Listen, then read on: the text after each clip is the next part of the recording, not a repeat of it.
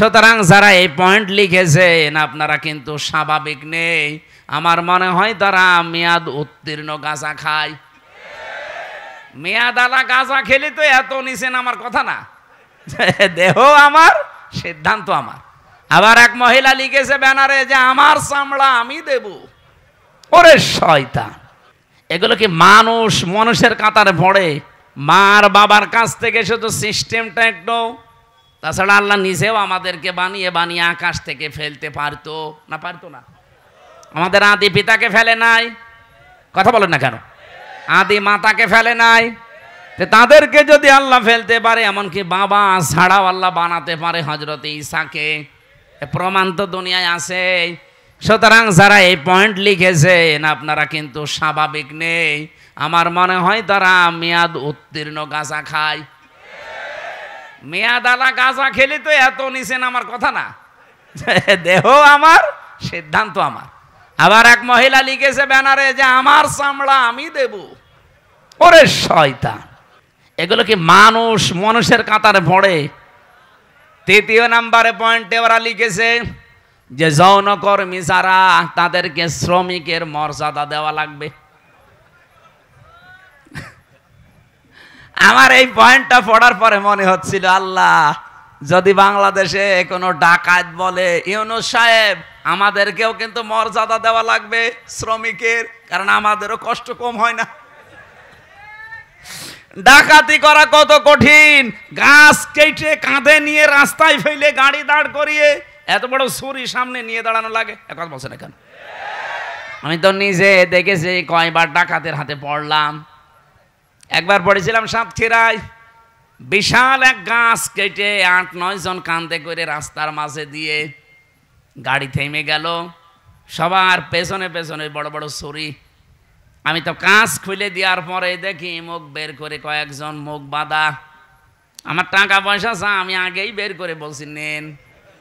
বলছো হুজুর আপনার টাকাও নেব, আল্লাহ মাফ করবে। আরে শয়তান, এত কষ্ট করছে আর বলছে আপনার টাকাও নেব, আল্লাহ মাফ করবে। তাই আপনার কষ্ট হচ্ছে না যে কত বড় গাছ, আপনার ঘাম ঝরছে কপাল দিয়ে। এখন ওরা যদি কালকে থেকে আওয়াজ তোলে যে ডাকাতি করতে কম কষ্ট না, আমাদের শ্রমিকের মর্যাদা দেওয়া লাগবে, এ পর্যন্ত থাকলেও কিছু বলতাম না। কিন্তু সমস্যা হয়ে দাঁড়াবে, কারণ এই শব্দটা পুরা হাদিসের বিরুদ্ধে, কোরআনের বিরুদ্ধে। শ্রম দিলে মানুষের শরীর থেকে ঘাম ঝরে, এই ঘামের মর্যাদা এত বেশি। আল্লাহর নবী জানিয়েছেন আল কাসিবু হাবিবুল্লাহ, যারা কাজ করে খায় নিজের হাতে, ঘাম ঝরায় শরীর থেকে, এরা আর সাধারণ মানুষ থাকে না, এরা আল্লাহর বন্ধু। আর সেইটাকে আপনি কোথায় মিলাচ্ছেন বলেন? যে আপনি সেটাকে আজকে যারা দেহ ব্যবসা করে খায়, যারা পতিতা, যারা জেনা ব্যভিচারের একেবারে বাজার খুলে বসেছে। বাংলাদেশে এখন 1 লাখ মাত্র পতিতা আছে সারা বাংলাদেশ মিলে, সরকারি জরিপ। এই মানুষগুলোকে আমরা চাই, তাদের যদি সত্যি মর্যাদা দিতে চান, ডক্টর মোহাম্মদ ইউনূস একটা আলাদা বিভাগ খোলেন, খুলে তাদেরকে পুনর্বাসনের ব্যবস্থা করেন। এই কথা বলছেন না কেন? কত ধনী মানুষের টাকা ব্যাংকে পড়ে আছে, ছাতা পড়ে যাচ্ছে, ও জানেই না কত টাকা আছে।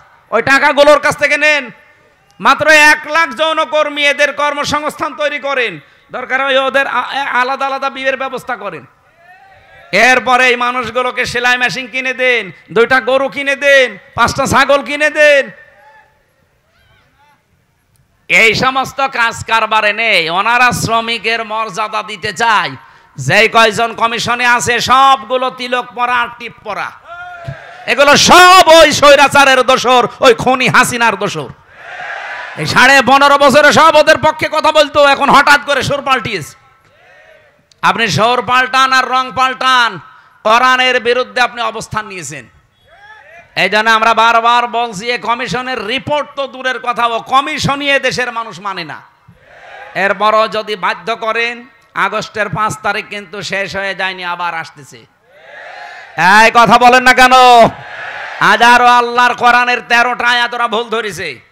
ভারতে আল্লাহর কোরআনের 26টা আয়াতের বিরুদ্ধে কেস দিয়েছে, আর এখানে অলরেডি 13টা আয়াতের বিরুদ্ধে ওরা মামলা দিয়েছে। মামলায় তো এটা কারণ এর বিরুদ্ধে অবস্থান নেওয়া, কয়েকদিন পরে দেখবেন বলবে এটা বাতিল করেন, এটা আর মানি না। আল্লাহর কোরআনে আছে ইউসিকুমুল্লাহু ফি আওলাদিকুম লিযযাকারি মিসলু হাযযিল উনসায়াইন। এই পৃথিবীতে এক পুরুষ যা পাবে দুই নারী তাই পাবে। এটা নদী মেয়েদের প্রতি অবিচার, বৈষম্য। এজন্য আয়াত পাল্টাতে হবে। কত বড় ক্ষমতা আপনার! এজন্য ভুল বিবেক বহির্ভূত কোনো কাজ যদি কেউ করে ফেলেন, আল্লাহর কসম আল্লাহ কিন্তু ভুল বিষয় চাপিয়ে দেবে। তখন এই যে দাবানল চলবে, তখন ভূমিকম্প আসবে। আমি আর বাকিটা বললাম না। এই জন্য যারা দায়িত্বে আছেন আহ্বান করে আপনারা এখনো আপনার বিবেকটা কাজে লাগান, নয়তো ভুল বিষয় চেপে বসলে তখন সামাল দেওয়া কঠিন হয়ে যাবে।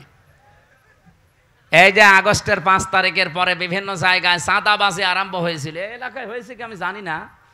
ওই যে নারায়ণগঞ্জে বন্দরে রাত 2টার সময় গেছে চাঁদা চাইতে, পরে ধরা পড়ে গেছে। ও বলছে আমি রাত 2টার সময় আসলাম, তারপরও ধরে ফেললো। আরে ভাই, রাত 2টা আপনি বাড়ির ভেতরে বসে বসে কি চিন্তা ভাবনা করছেন, কোন দিকে তাকিয়ে আছেন? ওরা ওই বসে বসে ডিবি অফিসে দেখতে পায়। এমন মেশিন নিয়ে এসেছিল। আমারে ধরা পড়ার পরের দিন 20 সালের শেষের দিকে, 21 সালে তো আমারে ধরেছে। যেই দিন ধরেছে ওই দিনই আমার নাম্বার, যেখানে যার আত্মীয় স্বজন সবগুলো ট্যাগ করা। কে কোথায় কি আমার পক্ষে বিপক্ষে বলছে সব ওরা আমাকে শোনাচ্ছে। কিন্তু আশ্চর্য কি গো, আমরা যে বাটন মোবাইলে কথা বলি, এই বাটন মোবাইলে কথা বলার ওদের সামনে কথা বলা একই। আপনারা যারা বলেন সতর্ক থাকবেন, এমন কোনো কথা বলবেন না শেষে ওই যে টাকলা মোরাদের মতো যদি 6 মিনিট একটু ফাঁস হয়ে যায় না, আপনার বাবা শাহজালাল সব হালাল হয়ে যাবে। এজন্য কথা বলার সময় এই যে যারা পরকীয়া প্রেম করেন, তুমি আমি, আমি তুমি, আমি তুমি, তুমি আমি, হ্যাঁ মনে করছে কেউ জানে না, কেউ জানে না, মানে ওরা সব দেখতে পাচ্ছে যে আপনি কার বর্ষাতে লাইনে আছেন। এই জন্য মিথ্যা কথা বলবেন না। এখানে কারা লাইনে আছেন হাত তোলেন তো।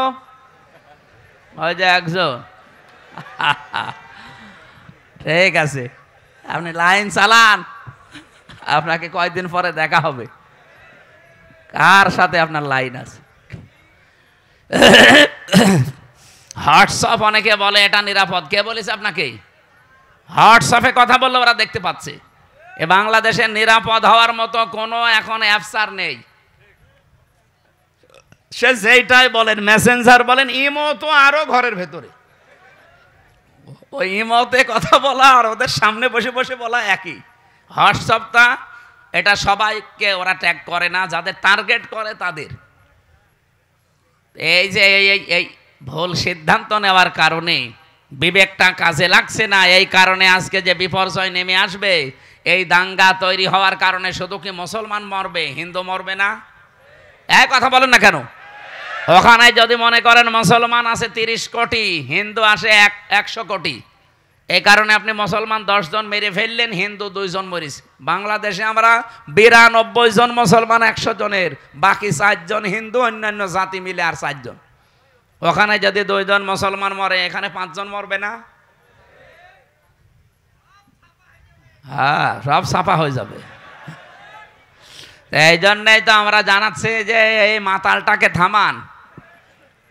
এই মাতালের মাতলামি করার কারণে পৃথিবীর ক্ষতি হয়ে যাচ্ছে। আগামীতে আমার মনে হয় এ পৃথিবী বসবাসের অযোগ্য হয়ে যাবে। বসবাস যে করবেন সেরকম পরিস্থিতি আর পাবেন না। ওই চাচা এরশাদ মরার আগে যা বলেছিল ওইটা দেখতে পাবেন, যে ঘর থেকে বের হলে খুন আর ঘরে থাকলে গুম হয়ে যাবে।